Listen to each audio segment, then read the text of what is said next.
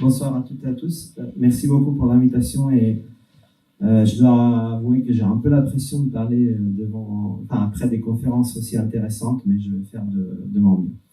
Alors, moi j'avais pensé de commencer à vous parler par un projet auquel j'ai participé quand j'étais plus jeune, en 2006, qui était celui-là. C'est le projet de... c'est dommage, on ne voit pas toute la photo. C'est le projet du Louvre à Paris que peut-être vous avez pu visiter. C'est une extension du département des arts et de l'islam. Et je vous en parle parce que c'est le premier projet dans lequel j'ai eu affaire à ce qu'on appelle des géométries non standards. Ça a été nommé par David tout à l'heure. Donc, ce qu'il faut comprendre pour les non-architectes, j'ai cru comprendre qu'il y en a pas mal ce soir, c'est que derrière un geste fluide et libre comme celui-là, il y a pas mal de technicité quand même qu'il faut résoudre en fait. Et donc notamment cette photo de chantier le montre, toutes les pièces de cette couverture sont différentes entre elles. Donc c'est pour ça qu'on parle d'architecture non standard. Et je ne sais pas si les architectes le savent, nos architectes peut-être un peu moins. En architecture, quand on parle de non standard et de pièces différentes, tout de suite on fait oula, ça va être cher, comment on va faire, comment on peut faire pour optimiser ça, etc. Et donc ce qui s'est passé, c'est que depuis cette perspective-là, on avait passé 6 mois, environ 6 mois, à essayer de rendre ces pièces qui étaient toutes différentes, de les rendre un peu moins différentes avec des algorithmes hyper compliqués pour faire des familles de pièces qui se répétaient, etc. Et au moment de rencontrer l'entreprise qui allait construire, on leur présentait ce travail dont on était très fiers.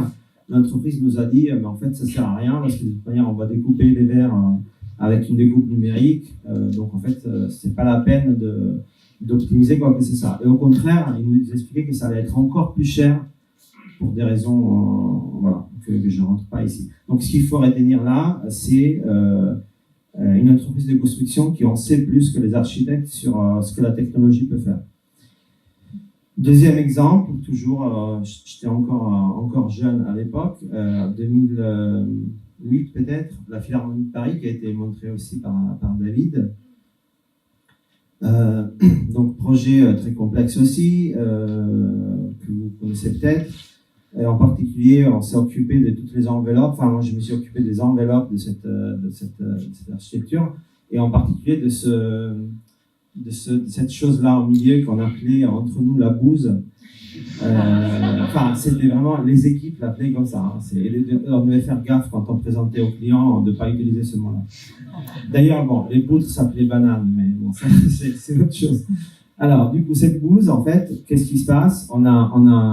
On a quelqu'un qui dessine la forme que vous voyez là-haut à droite, et il fait son dessin. Donc, dans l'occurrence, c'était Jean Nouvel. Et après, il y a des gens derrière qui doivent en fait le réaliser et se casser la tête pendant un an ou deux pour le réaliser.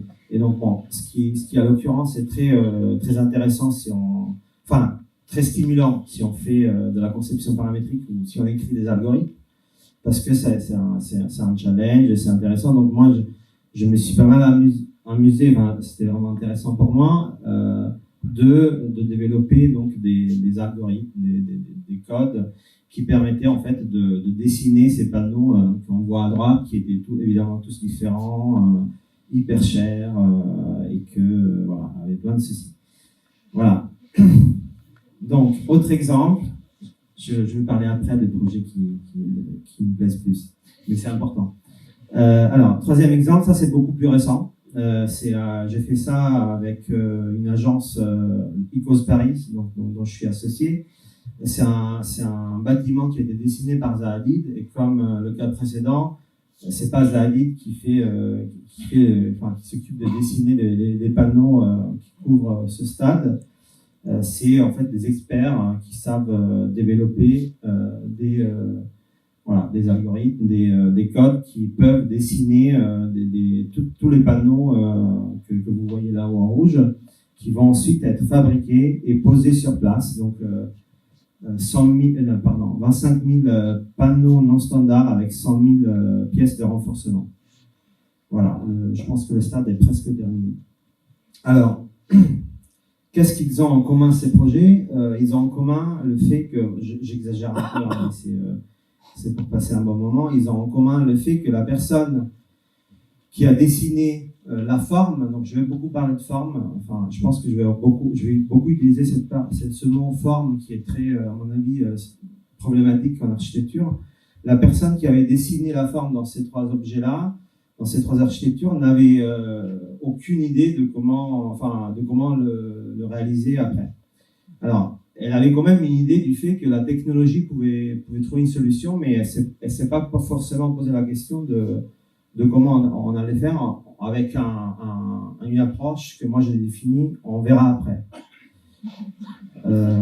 Alors, donc, en fait, ce qui se passe dans cette approche-là, à un moment donné, je me suis dit, il y a quand même malgré que ça soit stimulant pour moi, parce que c'était stimulant pour moi, parce que j'écrivais des codes qui m'ont permis d'apprendre, il y avait quand même un souci, je me disais, parce qu'en fait, c'est très linéaire, il y a un architecte, ensuite, il y a des architectes, ensuite il y a des ingénieurs. Moi, j'étais toujours entre les deux, architecte et ingénieur. D'ailleurs, je suis architecte et ingénieur de formation, c'est peut-être pour ça. Et ensuite, il y a une autre entité, constructeur, qui arrive après, et qui d'ailleurs te dit que ce que tu as fait, c'est pas très intéressant. Ça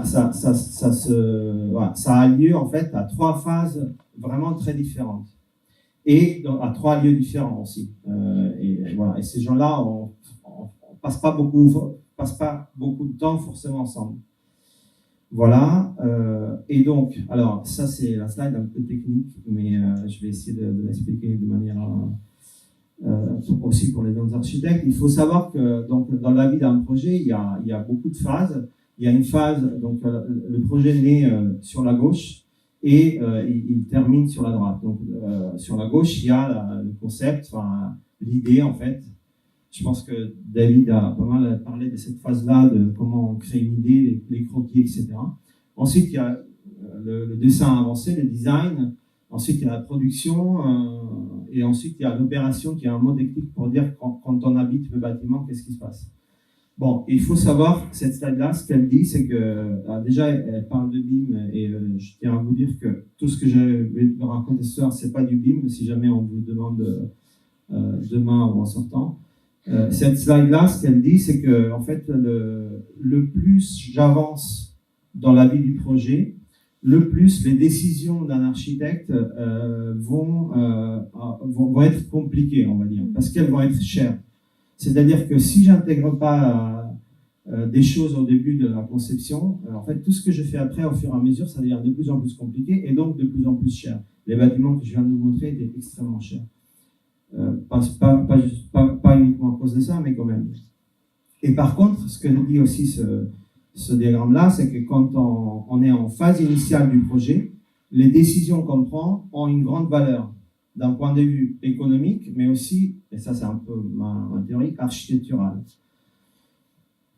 Et donc, c'est pour ça que un peu tout ce que je vais présenter à partir de maintenant, ça a à voir avec l'idée de changer ce système-là linéaire dans un système qu'on appelle conception et construction intégrée, donc integrated design, integrated generative design. Donc, en fait, l'idée de faire ce qui se fait parfois ou d'habitude à trois lieux différents, de le faire, ou à trois moments différents, d'essayer de le faire ensemble. Et donc, en gros, juste là, ça voudrait dire que les technologies n'arrivent pas à la fin du projet pour résoudre le problème technique, mais je me suis dit à un moment donné, pourquoi pas les intégrer depuis le début et voir qu'est-ce qu'on peut faire avec ces technologies-là. Donc vraiment, quand on est en phase d'idéation du projet, de création du projet. Et donc, cette approche-là, à mon avis, a du sens parce que, bon, comme vous savez, les technologies avancent à une vitesse exponentielle. Et en fait, je pense qu'aujourd'hui, on ne peut pas penser à la technologie comme quelque chose qu'on connaît, qu'on a appris à l'école et que donc elle est là. Et je peux, avec cette idée que j'ai de la technologie, faire mon projet. Après, quelqu'un va utiliser la technologie pour le résoudre. Je pense qu'en fait, aujourd'hui, la technologie évolue tellement rapidement qu'il faut en fait vivre avec elle. Enfin, il faut l'avoir, voilà, comme dans les Fab Labs, il faut l'avoir sous les yeux pour pouvoir penser qu'est-ce qu'on peut faire avec. Et à ce propos, j'aime beaucoup, alors, c'est pas l'œuvre, mais enfin l'œuvre que vous connaissez peut-être, qui a été exposée au Centre Pompidou l'année dernière, ou il y a 2 ans, dans une des premières expositions, peut-être la première, qui parlait pas d'un artiste ou d'un courant artistique, mais d'une technologie, l'impression 3D, ou la fabrication additive. Donc c'est une œuvre, au-delà de l'œuvre elle-même, ce que j'ai beaucoup apprécié, c'est un de ses auteurs, enfin un des chercheurs qui est derrière ça, qui expliquait qu'en fait, ils avaient une machine de fabrication additive, donc impression 3D, pour simplifier, dans leur labo. Et ce projet-là, c'était la tentative de dessiner des choses tellement complexes que la machine n'aurait pas pu les fabriquer. Et quelque part, ils ont échoué, en fait. C'est-à-dire que, quelque part, ils parlaient vraiment de ce chagrin de ne pas arriver aux limites de la technologie. Et ça, je trouve très intéressant par rapport aux propos que j'essaie de tenir, parce que, et il disait cette phrase-là qui m'a beaucoup marqué, c'est-à-dire qu'en fait, on ne peut plus imaginer la technologie comme quelque chose qui exécute quelque chose qu'on a décidé ailleurs. En fait, il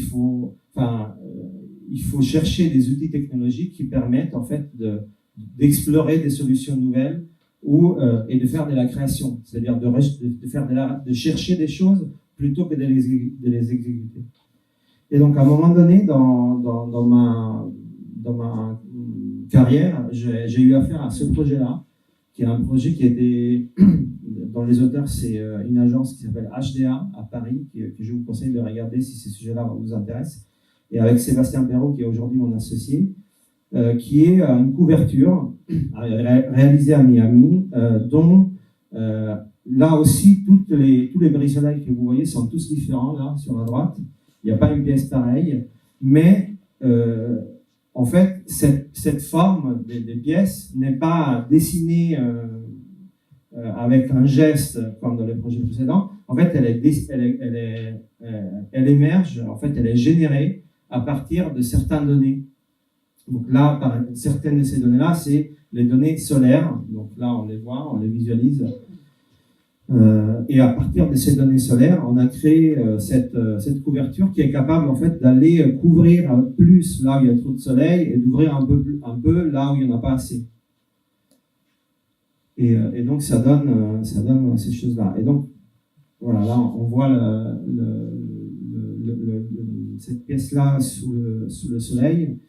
Et donc toute la forme toutes les formes, toutes les composantes formelles de cette œuvre ou architecture sont en fait générées à partir de 2 types de données, l'ensoleillement, l'écoulement des eaux, donc pour optimiser l'écoulement des eaux, et aussi la forme qui permettait au mieux de ventiler en fait l'intérieur de ce bâtiment. Il faut savoir qu'à Miami, c'est très rare de faire un bâtiment sans clim. Et là, en fait, il n'y a pas de clim, et c'est la forme de ce bâtiment qui injecte de l'air dans les couloirs. Ensuite, là c'est plus des projets qui sont des projets de recherche appliqués sur lesquels on travaille depuis maintenant environ 3 ans, surtout à l'échelle de la ville. Alors, en gros, on a fait là on a vu l'architecture, et là on se pose vraiment la question encore en amont de la ville.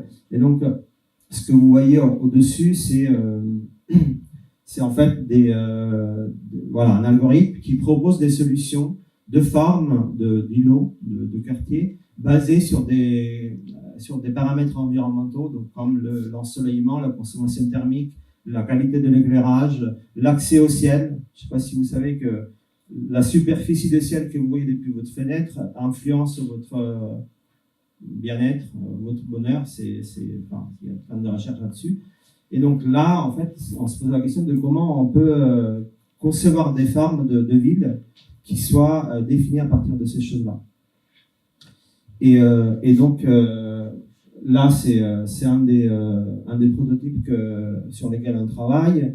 On a appelé cette recherche érosion solaire, parce que l'idée, c'est vraiment qu'on a une masse très dense en fait de quartiers à l'intérieur de laquelle le soleil vient se faire chemin pour au mieux éclairer les bâtiments. Et en fait, donc là, je parle de comment on peut informer des villes, enfin, beaucoup cette expression informer, mettre en forme à partir de données des villes ou de quartiers. Et donc, on est au tout début du schéma que je montrais tout à l'heure, c'est-à-dire on est vraiment en amont de la conception, avant même de l'architecture, ce qui pose pas mal de problèmes hein, dans le flux du travail. C'est très difficile en fait, parce qu'il y a un urbaniste qui fait des choses sans penser à ça, et donc nous on travaille aussi sur comment changer les métiers quelque part. On a un projet de recherche financé par l'ADEME qui est là-dessus en fait, changer les métiers pour faire en sorte que ces approches-là puissent être appliquées.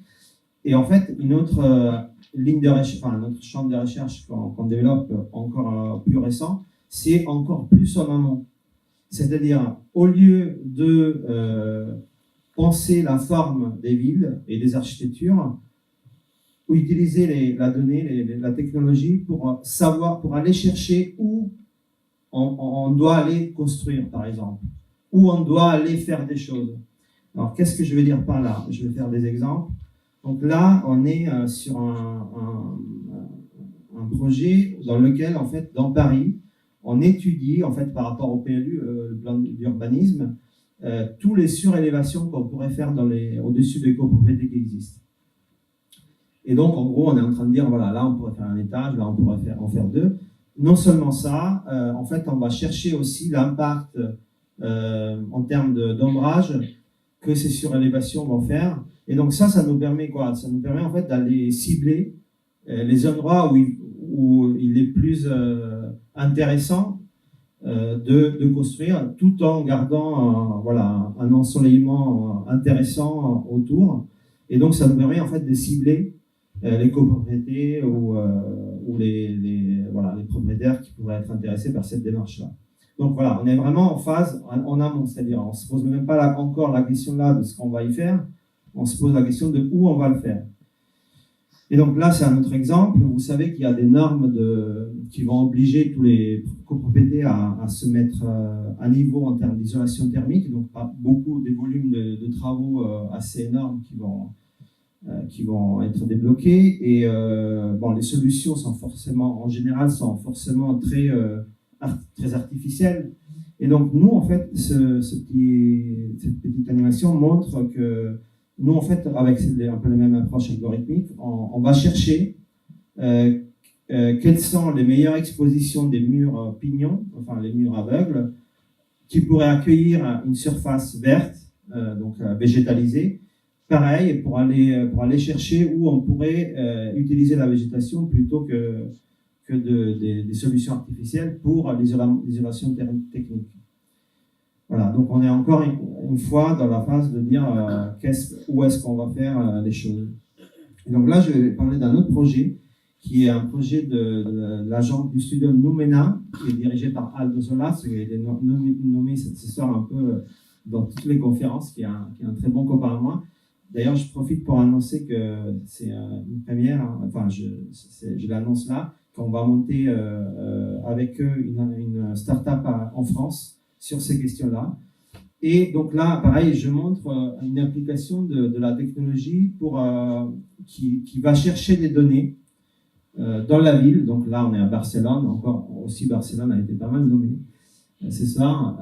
Donc, construction d'un robot, en fait, qui se promène dans la ville avec le but d'aller lire des informations qui ne sont pas visibles pour l'humain, et avec le but d'aller analyser, donc avec des images, avec computer vision, des informations qui pourraient être intéressantes pour des interventions de la ville, comme par exemple, donc ça donne des images comme ça, et en fait ça permet de lire, notamment, entre autres choses, hein, parce qu'après on peut lire, interpréter les données de manière très différente, ça permet d'aller étudier l'impact de la végétation dans le rafraîchissement de la ville. Et aussi, ça permet d'avoir donc des données quantitatives sensibles pour prendre des décisions, comme on dit, de prise de décision, et aussi d'aller regarder et analyser l'état de santé de la végétation. C'est-à-dire que les couleurs qu'on lit permettent de nous donner des indices sur les arbres qui peuvent être en bonne santé ou pas, avec d'ailleurs des applications aussi dans la question de l'agriculture, pas mal d'applications. Et donc, voilà, ça c'est une des images de ces rues-là, avec une légende qui montre, en fonction des couleurs, quelles sont les zones de végétation les plus en santé, ou celles sur lesquelles il vaut mieux intervenir.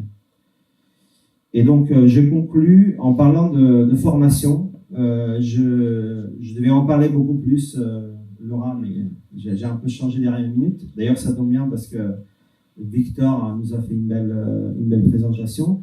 Mais en fait, bon, ce qu'on a montré, c'est, enfin, à mon avis, il y a un gros enjeu en fait de la manière où on enseigne le lien architecture et technologie. En école d'architecture, c'est souvent très compliqué. En tout cas pour moi, Victor apparemment a mieux réussi que moi en école d'architecture.